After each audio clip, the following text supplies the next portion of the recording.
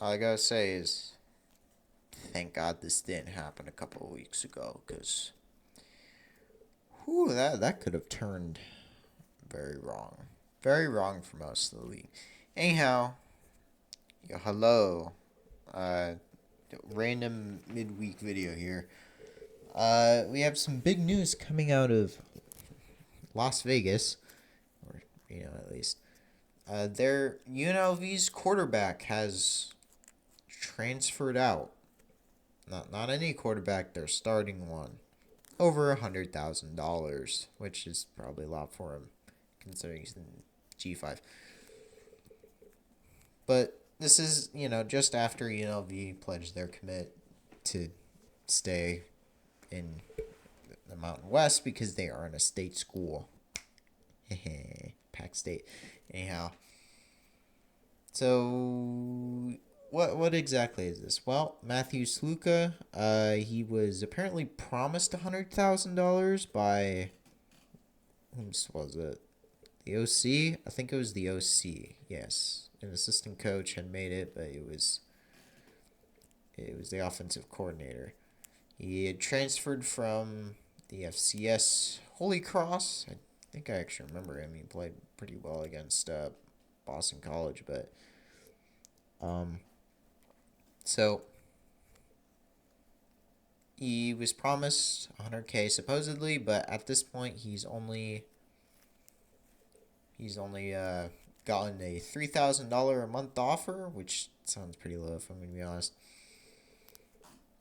And I feel like this could have had disastrous consequences if this had happened a couple weeks ago. Now, why do I say that? Well, if this would have happened, I don't know, let's say UNLV was playing somebody week 0 and then week 1 and then week 2. And then this guy would have had to make decision week 3, which is 2 weeks ago. While most teams have only played 2 games, they've played 3. Now, this time we're kind of lucky in the fact that UNLV took a bye week, so they're playing their 4th game in week 5. So cool. With the transfer portal, sorry, not with the red shirt. You can only play 3 games. If you play a 4th one, you're out of luck. You have to use your year.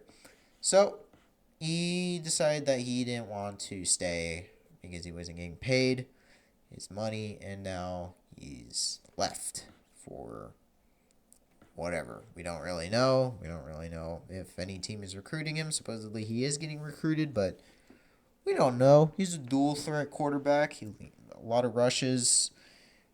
Passing game could be better. I feel like I've seen Harburg have better completion percentage stats. Look at that. 43.8. Harburg could at least get 50. Anyway.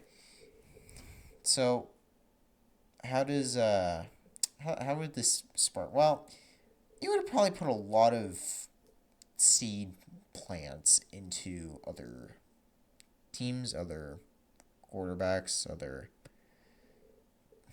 players specifically who are in a position where they feel like they could make more money. They've had a breakout couple of games, and they decide, well, I feel like other places are going to give me more money. I have a red shirt this year. I think I'll just leave and just dip. Just say that, they wanted money and they weren't going to get it, which is depressing to think of, but what do you do?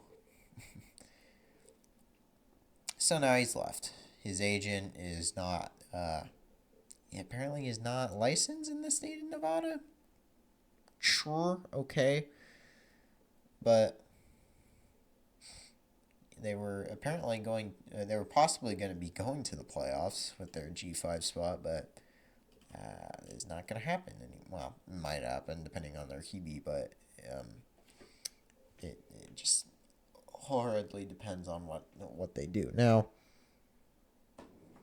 he's now this possibly could have been like other people would be like, hey, I could do that too, and then just leave, which wouldn't be great. I feel like that would affect a lot of teams, and that would also probably tax the shit out of coaches who would have to do way more recruiting than they were paid for. Recruiting mid-season, that sounds totally fun, am I right, coaches? Well, no, they're probably not. They're probably not happy with this thought crossing someone's mind. So what would the NCAA do moving forward? Well, first of all, get rid of the summer window of transferring. At least make it like only the springtime. Like that would just make it easier. But two, just make your contracts. Just educate players on what to do with NIL contracts. Like, dude, put it pen to paper. That's why I honestly sided with UNLV on this one, is that you didn't put pen to paper. You should have been like, hey, 100K? That sounds like a good amount of money. Can we get that? Can we get that in writing? Please and thank you. And then maybe we'll see if they will retract their statement or not. So, I don't know. This situation could have been avoided if dude just had decided that he would write it down. I don't know. I mean, the 3K a month is probably not enough for a starting group 5 level quarterback, especially one that is actually producing.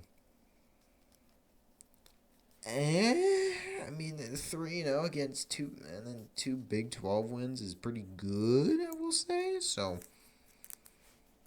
who knows? I don't know. I don't know what this dude thinks his evaluation is, but I mean, we'll see. We'll see if this actually pays off and he gets like, maybe a lower power 4 team gets in on him. I don't know. Definitely not any of the other ones in his conference. Just for reasons. Just for reasons.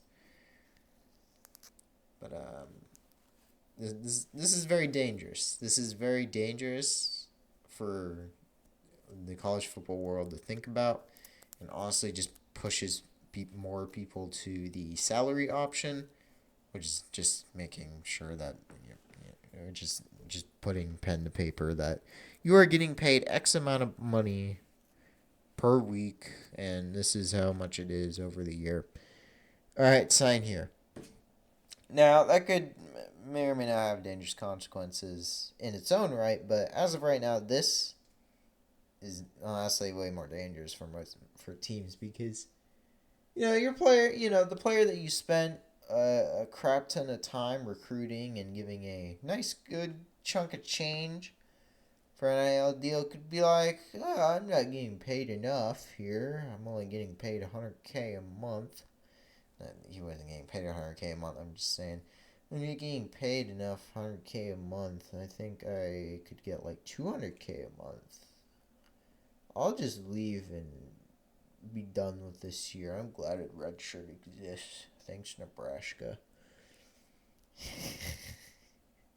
Sorry. So, that's the entire scenario I'm thinking of for like 2025 week 4. It's just gonna be chaos if this isn't fixed, but we all know that's not gonna be fixed because the NCAA is 5 or 6 steps backwards in anything because they're old and they don't really know what they're doing. It's kind of depressing if you think about it. That's why you're a couple trillion in the hole. Oh, wait. But we'll see how this goes. If it does turn into dire consequences, you can reference this video here and say, this fucker got it right. If I didn't and nothing actually happens next year, that's good. That's a good thing. That means the NCAA maybe did something. Or this is absolutely nothing and we're just fearing ourselves in this stuff. And again, a year can change a lot of things. But who knows? Yeah, that's it for me. I just wanted to rant about this because I felt like it. I'll see you guys later this week. 3 things? Yeah, 3. Goodbye.